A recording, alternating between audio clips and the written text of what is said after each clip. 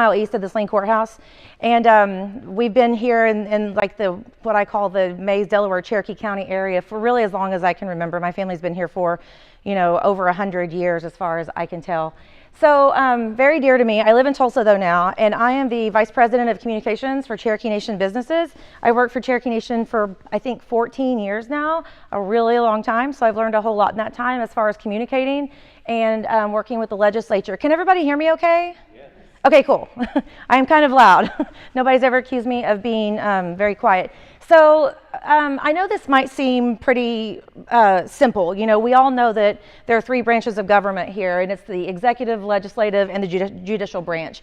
And I wish passing a law was as easy as Schoolhouse Rock, the whole, how a bill becomes a law, but it's not, especially when you really start diving in about what your different avenues are. So I'm going to go through the executive branch first and talk about avenues there to be able to affect change in this area.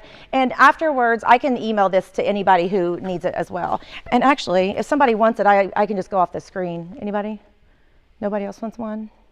I'll set it right here in case somebody wants to come get it.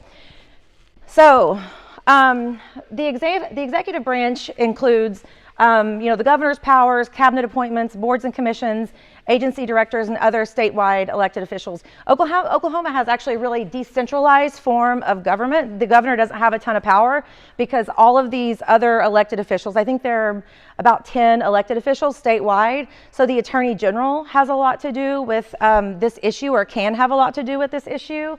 The agencies, as we have heard from Sarah, those can have a huge effect on this. And I think it's because of Oklahoma's populist founding that they really didn't want a centralized governor who could, wield all the power. But because of that, the power is sort of spread out amongst a lot of different areas, even within the executive branch. So I'm just going to go over what some of these folks do and how they can help us in this issue. So the governor appoints between 10 and 16 cabinet secretaries.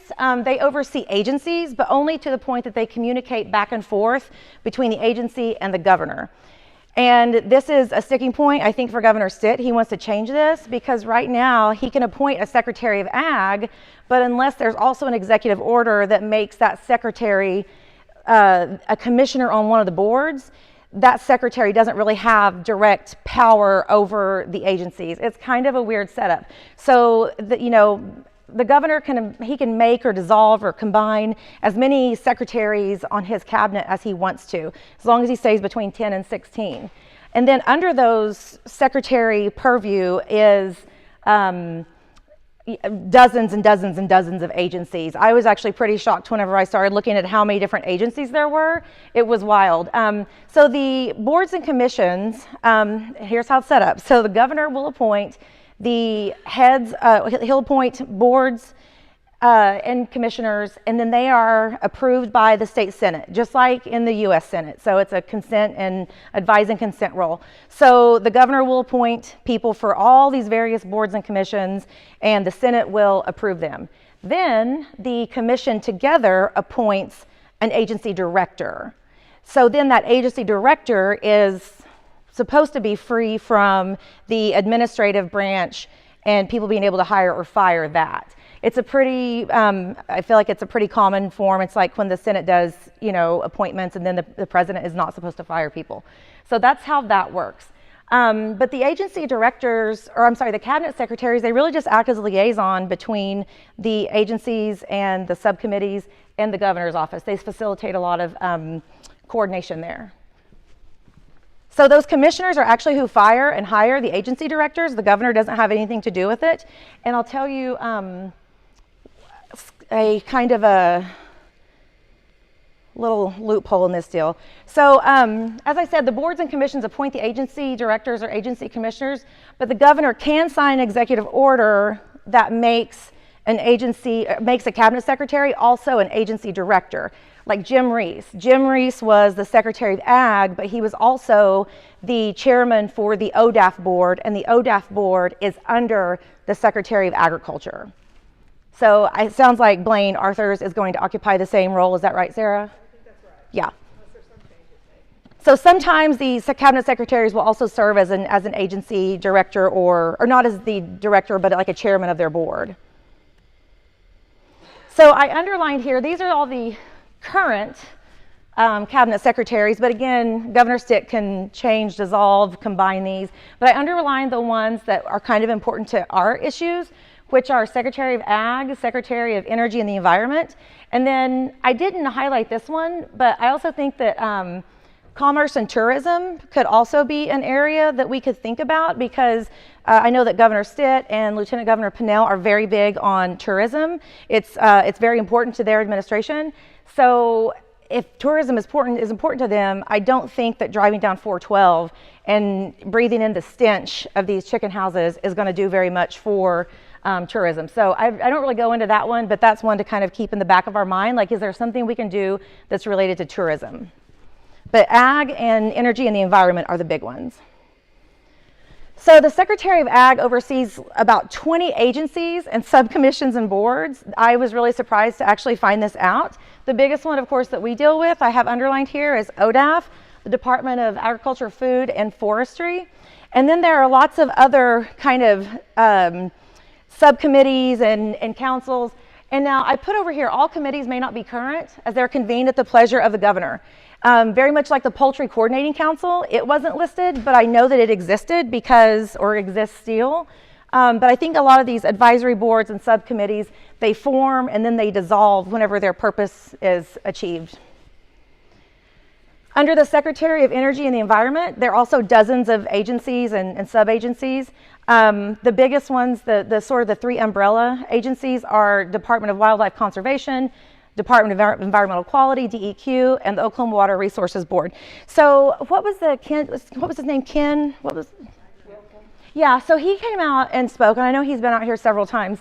And so he's with the Water Resources Board. But as you can see, he's so Yes, Wilkins. But he's so far removed from the governor at this point, because he's going to be, there's the governor, then there's the Secretary of Environmental and Energy, and they can only operate within the confines of the law. Sorry, dry. So here are some of the others that are under environmental and energy. Environmental Quality Board, that's the governing body under DEQ. And then, as you can see, several others. And again, these may not all be current because a lot of them are just formed for a specific purpose. There's what's under Wildlife, Water Resources Board. And also in your packets. So I have the ODAF board members. Of course, they're the ones that are most important to us. They're split into 4 zones: Northeast, Northwest, Southeast, Southwest. Here is the name of all of the board members plus the Secretary of Ag, who's also the lead commissioner. And they only provided an email address for her, but they provided phone numbers for everyone. And I just kind of researched a little bit about what these folks do. And the Zone 1 commissioner, Southeast Oklahoma, that's Ed Hurlman. He's a registered forester. He owns a forest products. I don't know what he does. There's a lot of woods down there in Southeast Oklahoma, though. He's from Broken Bow. And then Jay Franklin is our commissioner. So he's who's appointed for our neck of the woods, our northeast quadrant. Now, Jay Franklin, and I'm sure he's a very, very nice man, but he is a senior VP of agriculture lending for First National Bank in Veneta. And and if you remember, I was at the meeting. I think some of the rest of you were at the meeting last time when the rules got punted to the legislature. Jim Reese said, we'll say that the legislature has to do something to settle this. We're out of this. Our hands are off of it. Jay Franklin, our commissioner, our zone commissioner, is who introduced the amendment to put a May 31st deadline on that. So that's our commissioner right there, Jay Franklin. Again, I'm sure he's a very nice man, but I heard him say he didn't want to impede agricultural development. Yeah.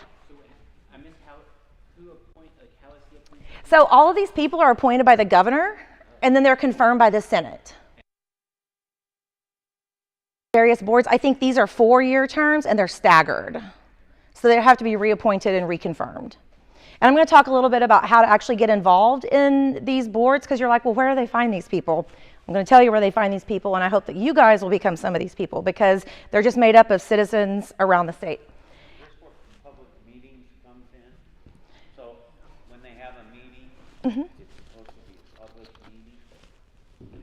Okay. Yeah, they have public meetings. Yeah, you have to go to Oklahoma City for most of them.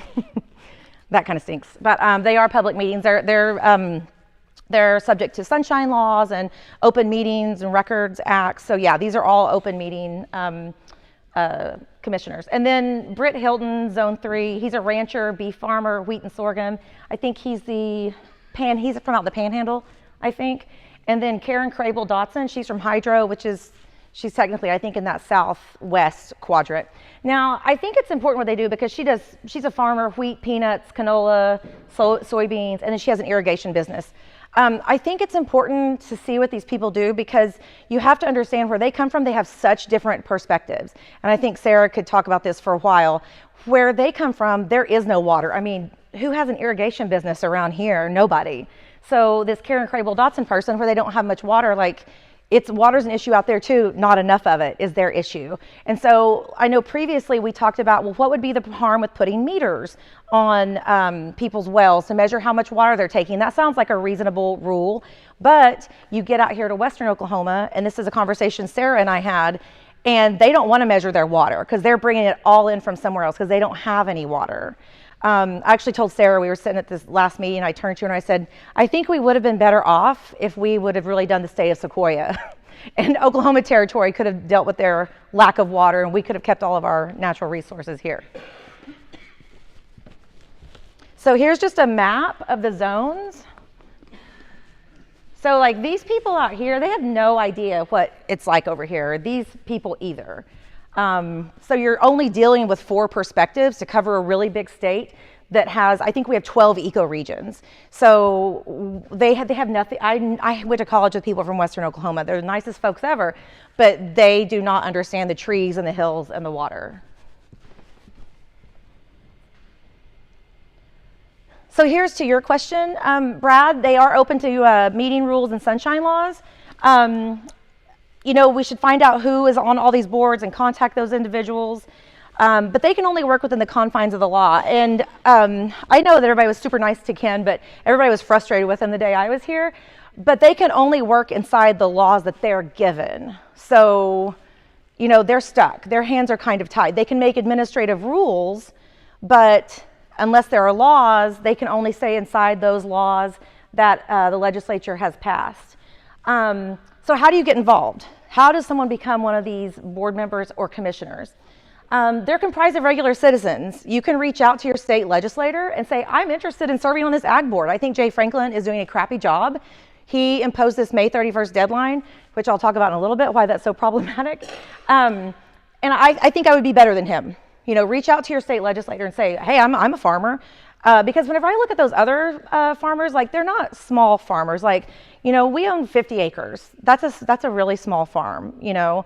Out in Western Oklahoma, you know, there are thousands and thousands of acres. It's just such a different background. So I think whenever I look at the makeup of that and it's all these large farmers and then a banker in Veneta, I mean, I think a small farmer deserves a spot on that board. So you can reach out to your legislator or you can complete a form on the governor's website. On Governor Stitt's website, there's a link that says serve, and I'll show you what it looks like. There's a couple places. And the link's in here. It's ok.gov/Governor Stitt. So there are 2 places on the website. Up at the top, there's a little box that says serve, and then down here, a big box that says sign up to serve Oklahoma. So when you click on this, it'll say, what's your name? What do you do? What's your ethnicity? What's your age? What's your background? So these all go into a database. And they just pluck from regular citizens. And I have a feeling that regular citizens don't just seek this out and sign up. We need more of that. We need more regular citizens just, you know, seeking this out and signing up. Otherwise, I feel like it's probably like, hey, who do you know that could be on an ag board? Oh, I know Jay Franklin from Veneta. Again, I'm not saying anything about the guy. I'm sure he's a very, very nice man. But I feel like it's probably a lot of who knows who and a lot of word of mouth. So we need to be more proactive about putting our people on these boards. Yep. One of the interesting things about Franklin is his bio on ODAF doesn't mention he's a banker. It does. He's a banker on the ODAF board's website. Well, and I looked all of them up outside of that, and the guy from the Panhandle, his family was actually given some award from Farm Bureau. Okay. Real quick, Farm Bureau, not our friend in this thing. They are not. They were a big supporter of right to farm, State Question 777. If that had passed, we wouldn't even be in this room right now because we would have no legal recourse whatsoever. Right to farm, we are so lucky that that did not pass, because we would have no pathways to fix anything. It would have just been a free-for-all. And I had family members who were for right to farm. I was not. But I had family members who were small farmers from Locust Grove, and I said, they're not out for farmers like you. They're clearing the way for big industrial farms to come in and pollute our land, very much like they're doing right now, but at least now we still have a legal recourse that we can follow and some things we can do about it. So down to our other statewide elected officials, this is just a list of the other statewide elected officials. Like I said, the power in this state is very decentralized. So the Attorney General is elected separately from the governor, of course. The Lieutenant Governor is even elected separately. So these people don't necessarily have to do what the governor says. They have to work with him necessarily. So the two that I underlined here, the endeavors, is the Attorney General, who is the official chief legal officer and advisor to the state. He represents the state in all litigation, and then also the labor commissioner. This one's maybe a long shot, but I'll talk about why this one could possibly be an avenue for us to think about as well. But they're responsible for supervising the state laws related to labor, workplace safety, making sure everybody's following the laws and being safe and all that. And please stop me if you guys want. Like, I don't think I talk super fast, but other people say I do. So please stop me at any time and ask a question or chime in with something if you like. So this is, yes, I'm sorry, what? You're doing good. Okay, thank you. So this is the poultry lawsuit. It's called the poultry lawsuit. It's what we commonly call it out here. And it was Oklahoma versus Tyson and I forget, a very, very long list of poultry companies. Basically, we were suing them for dumping poop in our water. Chicken poop in our water. And like I said, I grew up out here. Like, I remember what it was like driving through Leech when I was a kid. I mean, it smelled, and we finally got to a point where it got better, and I feel like it's getting back to that, but it's a different smell. It's not the smell of chicken litter anymore that they're spreading on the pastures. It's a smell of, I don't know what it is, but it's different, and it's still bad.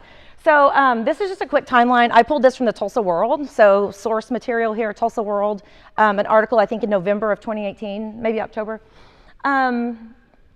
So just kind of runs through how we went all the way up to the Supreme Court with Arkansas fighting over this, yada, yada, yada. As you can see, it's a very long list of things. By 2003, Arkansas and Oklahoma agreed to work together to reduce pollution in the Illinois River watershed. And then in 2004, poultry companies submit a plan to reduce chicken litter application, and Drew Edmondson, our Attorney General at the time, said it was inadequate and it was lacking. So that's the 2004. Then fast forward to a little more recently, a federal lawsuit. That's when he files against these 14 poultry companies. We keep going down, we're gathering data, it's bad, yada, yada. The long story short is February 18th, 2010, final arguments in chicken poultry case, final arguments made in chicken poultry case. After more than 8 years, there's still been no decision. So that lawsuit has been sitting with a federal judge, Judge Gregory Frizzell, for 9 years now. The reason it's been sitting there is, I'm sure it's a very complicated case. I have no doubts about that. But I feel like the reason it's also probably sitting there is because in 2010, Scott Pruitt was elected to be our Attorney General. So as the state's chief legal officer, our Attorney General can decide whether or not to pursue cases, or at least pursue them with rigor. So the AG, he was elected in 2010. I don't think he ever came on the record and said, I decline to aggressively seek a decision in the Oklahoma versus Tyson case, but he certainly didn't do any work on it. It's just been sitting there now for over 8 years. And that's because it's his case. It's not the governor's case. Yes. He represents Oklahoma. So Oklahoma and Arkansas were in federal court fighting each other, but he represents Oklahoma. So he's our representative. The governor isn't the person who at the end of the day says, please, pursue this. It's really going to be, and Sarah, you've worked in our own Attorney General's office. Please correct me if I'm wrong on any of this. No, I think that's right.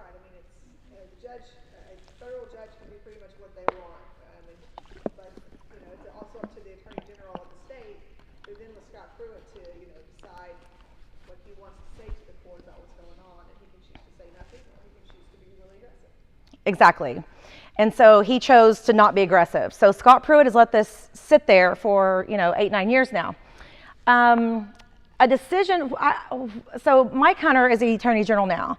I have not ever met him personally. My cousin's husband works in the AG's office, and he's Alaskan Native, and he's very pro-sovereignty. Sarah has worked with Mike Hunter on removing some toxic waste from around the Illinois River.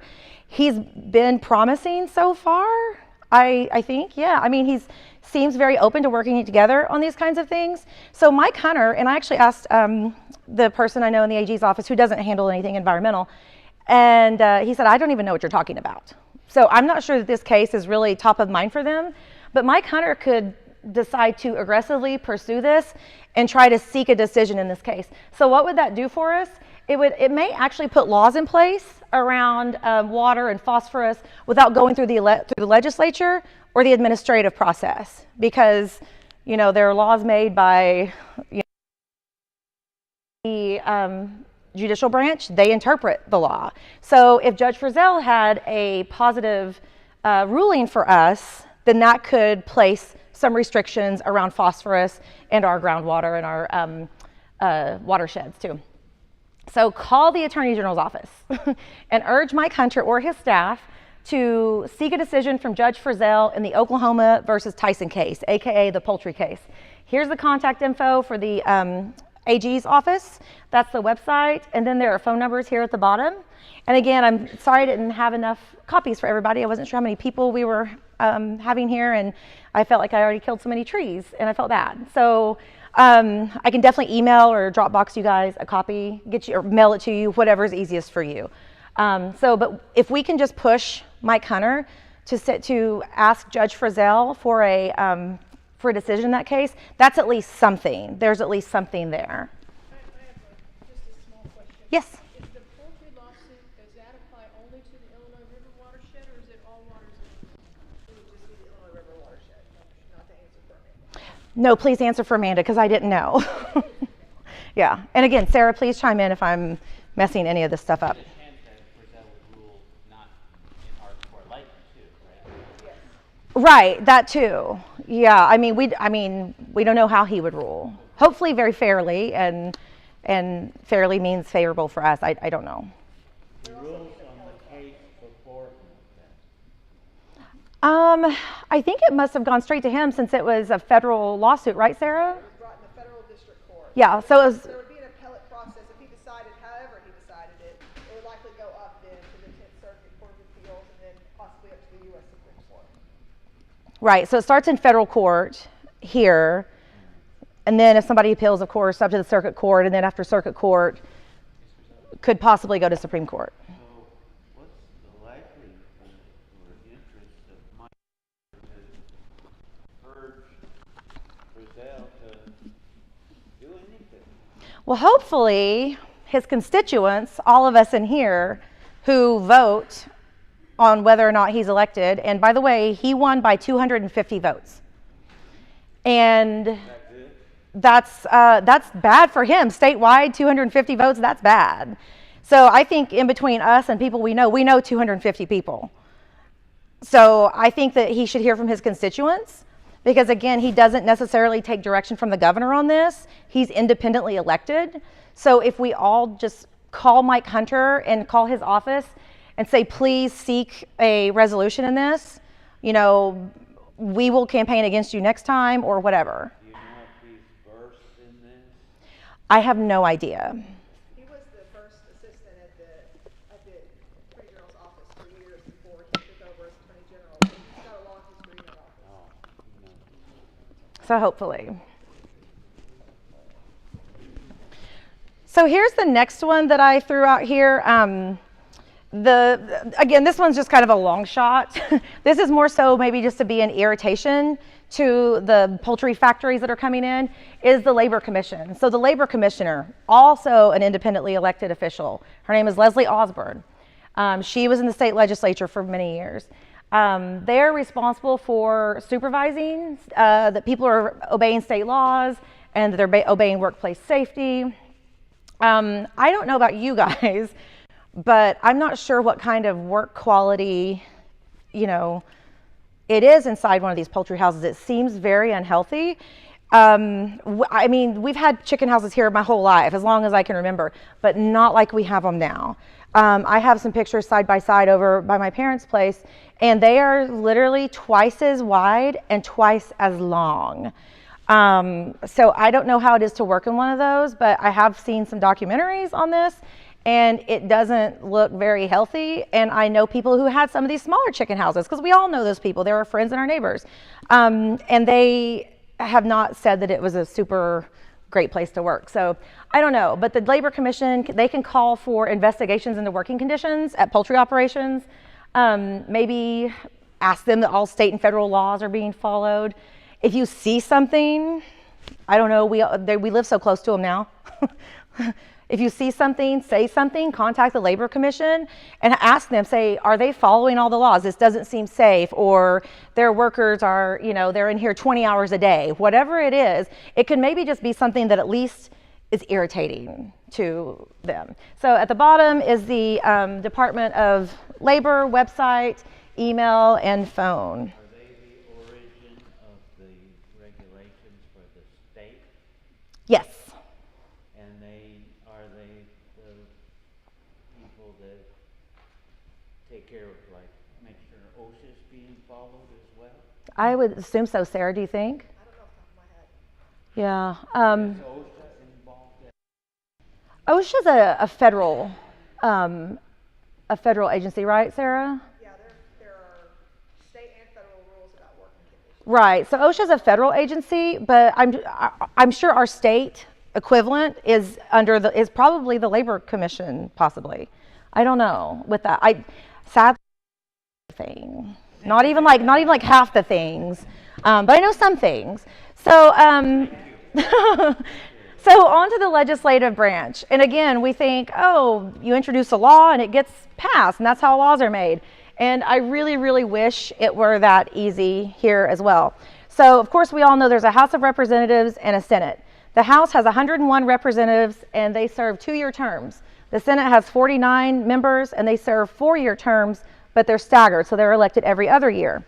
And they're all subjected to 12-year term limits.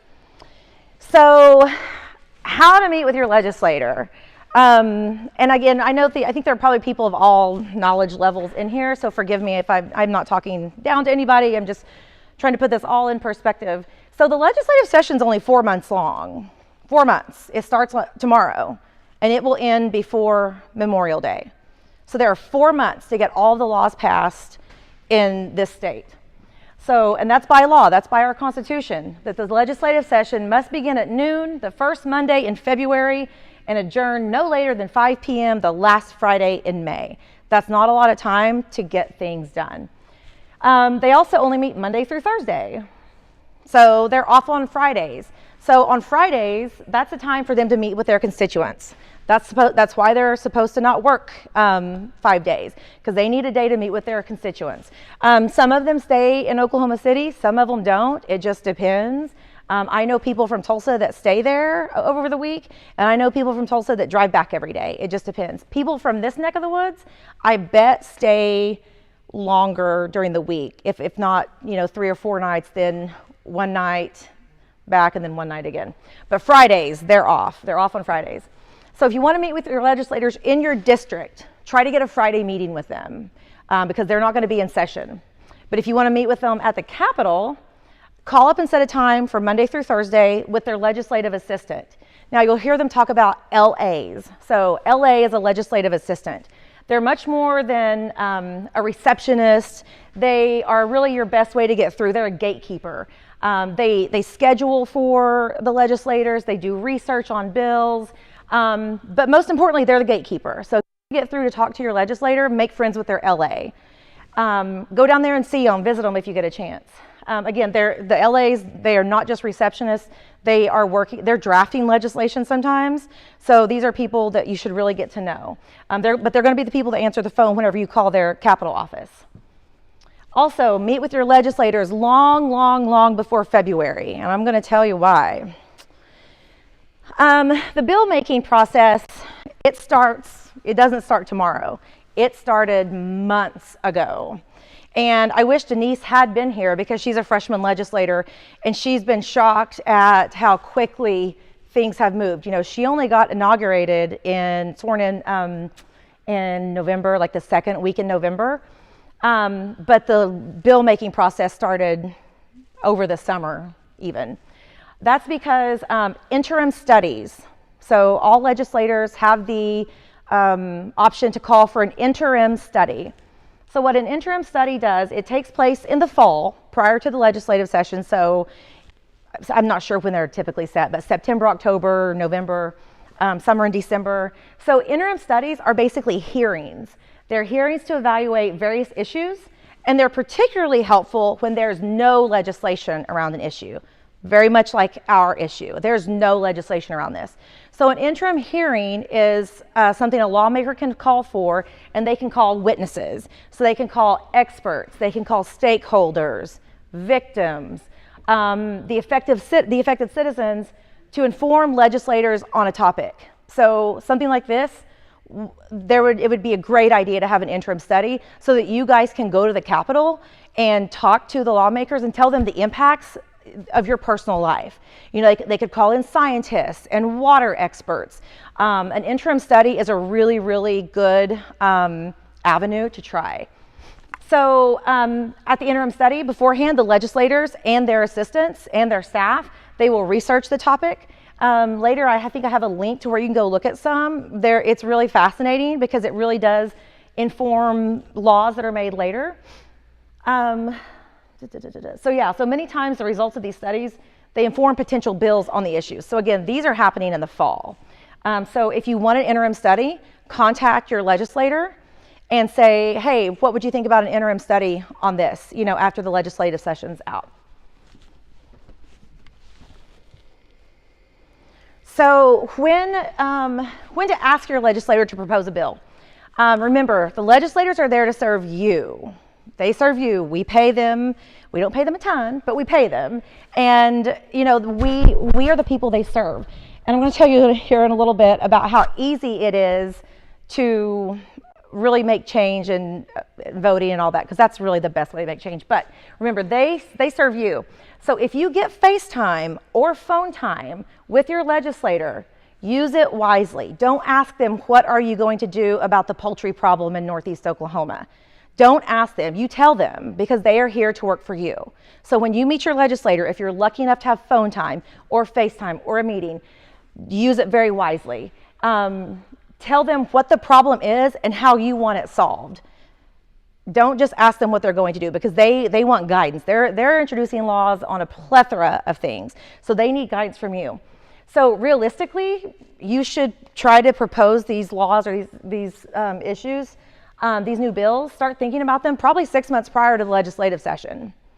So at this point, you know, it's pretty scary at this point that the legislative session starts tomorrow, and I think we have one bill around this issue. More than one? Yeah. Okay, good. Well, I'm glad you know that, because I only know of Melody's. So, do what? There's a Senate bill. Oh, cool. Good. Oh, good. That's right. So keep the bill deadlines in mind. This was what really threw Denise off whenever she started. So deadlines are crucial to getting your issue heard. So here were the 2019 legislative deadlines. They had to turn in their bill. The bill request deadline was December 7th. So the first time they were introducing their bills was December 7th.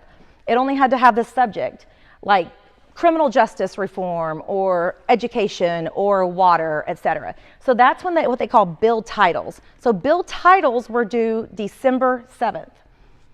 On December 28th, they had their substantive language deadline. That's their initial bill, their initial draft language was due. So there would be it would be taking shape a little bit more. That was December 28th. And we're talking again about people who were sworn in the second week in November. By January 17th, that's when the final language deadline was due.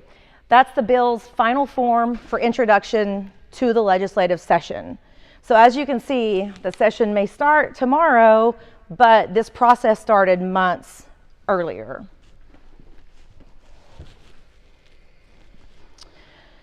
So why the deadlines matter? In October of 2018, as we all know, ODAF placed a moratorium on granting registrations for new poultry operations. However, on December 11th, ODAF rejected the proposed rules and said, no, we're going to have the legislature figure this out.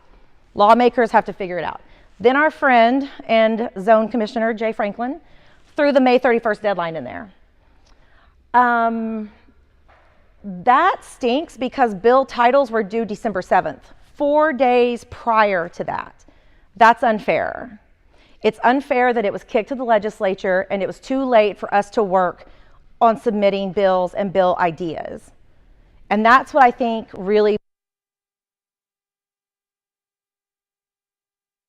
that we were told on December 11th, well, the legislature has to do something and they only have till May 31st, when 4 days earlier was the first deadline to submit a bill. That is some BS right there. So, to me, I think a great argument to our new ODAF commissioner or commissioners, our ag secretary, is there's not a reasonable pathway for legislation, meaningful legislation, to be drafted and pushed through when we find out after bill titles are due. You know, we're disadvantaged from the start, and that's just not fair. That unfairly disadvantages people in this room and our neighbors and friends and loved ones in getting anything done on this. Because at May 31st, if there's nothing done, I guarantee you it's going to be like a land run in here on these. What process caused it to be approved that May 31st would be? Jay Franklin, he said he didn't want to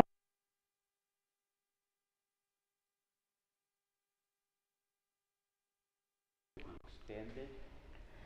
I think, well, this is what I think we should say if we call our ag commissioners or Blaine Arthurs and say something along these lines.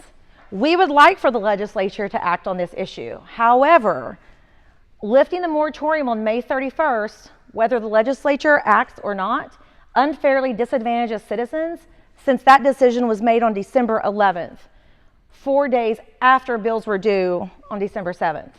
All we are asking for is a fair shot in being able to make reasonable change. Please lift the May 31st deadline and make the moratorium indefinite until the legislature acts. Here, here. If they act like we want them to, because then it's kind of a gamble because we don't know what they will, if any laws they could put in would be more restrictive than the rules that are currently out there. It's, you know, it's a gamble. Wouldn't you agree, Sarah? Absolutely. Yeah. So right now there are no setbacks, period. Any setbacks will naturally shrink the concentration of them because they'll be getting closer together. Doesn't that violate something? I'm sorry, what? Oh, no setbacks? No, that's what you get when you want small government. It doesn't violate anything? No. I'm not even being funny. Like that, when people say they want small government, this is what you get. You get no regulations around chicken houses popping up right next to your house and your school and your cemetery where your family's buried. It's also maybe worth noting that this was the model they used for the hog farms back in the 90s. There was a moratorium in place that didn't end until there was action. So it was a different, so there is some history for doing it this way. You could say, listen, this is what worked in the 1990s when we were faced with a similar issue. There was a moratorium until there could be legislation passed. It's reasonable to do that again. So they didn't have a deadline on legislation being passed, Sarah, at that time? Right. Well, then I think that's also something to throw in here. The governor's office, you know, again, there were a lot of different people addressing that issue. So it took the governor's office was working, the legislature was working. They had, you know, there was some real momentum for different agencies at the same time to try to get the issue addressed because of the level of urgency that the community created around it. And where was that, Sarah? That was out in the western part of the state. So if that worked for Western Oklahoma at the time, hopefully that seems like a reasonable ask for us, is just to lift that May 31st deadline till we can take time to figure this out and create some sort of framework around it, because it's just not fair. But you're telling us we have to make this argument to Shaw, who's probably Partly. So work through the ODAF board, but then I also listed some ag commissioners or I'm sorry, the people in the ag committee, and I'll go through here in a little bit. And I know, and Shaw's termed out, so I know it's frustrating. He's not a very good lawmaker, but yeah, and sadly, Josh West, who works for Simmons. You know, Josh West is also the representative. Is he the representative for this area right here? Yeah. Yeah, Josh West, he works for Simmons. So it's an uphill battle. I'm dead serious. It's an uphill battle. It's going to take a lot of people pulling together, talking to as many people as we can. And I know that people have a tendency to say, well, I don't want to get political. You have to get political. You don't have to get political about anything else in your life except for this. If this is what you're passionate about, if we want to save our family farms and our quality of life and our water, we have to get political on this. So, but the J guy, he's not even, I mean, he's not beholden to us at all, right? He's not the what? The commissioner of this, from Bonita. He's not Jay Franklin. He's not beholden to us. Like, No, he's not, because we don't vote for him. so, I mean, wouldn't, so it's really the Secretary of Ag or the governor, really, that have more power over. Power's very, very decentralized in Oklahoma. It's kind of what I have found when putting this together. I was like, wow, I never really realized power was spread so evenly, you know, amongst a couple of different branches. We have to just try all the avenues. I think that if Jay Franklin comes up for reappointment, you contact your senators and you say, don't reappoint that guy. He put this deadline in place and it's ruining my family, you know, home for the last 100 years. Because he doesn't get confirmed by the Senate, he's not on it. I don't think he's up this time, though. I think he's up in 2 years, unfortunately. So if we contacted the people on the ag board from the west, and we used the argument about the swine issue, would that make them listen to us a little bit? Well, if you don't call them, they're not going to listen. I know that much. But if you call them, maybe it'll help.